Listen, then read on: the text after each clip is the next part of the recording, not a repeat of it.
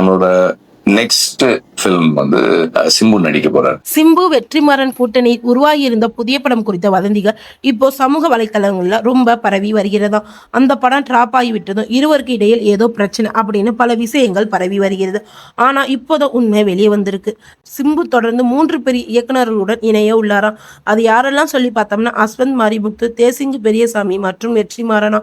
இதில் வெற்றிமாறனுடைய படம் தான் முதலில் ஷூட்டிங் ஆகும் என்று திட்டமிட்டப்பட்டதா. ஆனா அதற்கான ப்ரோமோ வீடியோவும் தயாரானதான். இந்த ப்ரோமோ ஷூட்டிங் நடந்தபோது சிம்புவின் அருகில் நெல்சனும் இருந்தாராம். ஆச்சரியம் என்னவென்று நெல்சன் இந்த படத்தில் முக்கியமான கதாபாத்திரத்தில் நடிக்க இருக்கிறாராம். இந்த ப்ரோமோ வீடியோவில் ஆகஸ்ட் 15ஆம் தேதி வெளியாகும். அதே நாளில தான் ஷூட்டிங் தொடங்க போகிறது அப்படிங்கிற தகவலும் வெளிவந்திருக்கு. இப்போ கேள்வி என்ன வந்திருக்குன்னு சொல்லி பார்த்தோம்னா, அப்போ இந்த படம் டிராப் ஆகலையா, இல்லை ஏன் இந்த படம் எந்த காரணத்தாலும் டிராப் ஆகவில்லை, ஆனால் சின்னதாக ஒரு மாறுதல்கள் நடந்திருக்கு. அது என்னன்னு சொல்லி பார்த்தோம்னா, முதலில் சிம்பு இந்த படத்திற்கு ப்ராஃபிட் ஷேர் அடிப்படையில் தான் சம்பளத்தை பேசினாராம்.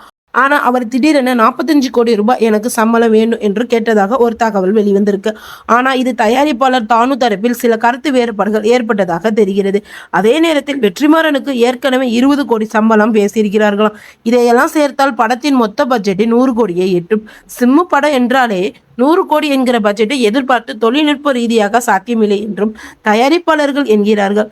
இதையெல்லாம் சமாளிக்க பேச்சுவார்த்தைகள் இன்னும் நடந்து கொண்டிருக்கிறது. ஆனால் ஒரு விஷயம் உறுதி, இந்த படம் ஆகஸ்ட் மாதத்தில் படப்பிடிப்பை கண்டிப்பாக தொடங்கும். எனவே ரசிகர்கள் கவலைப்பட தேவையில்லை. சிம்பு வெற்றிமாறன் கூட்டணி உறுதி.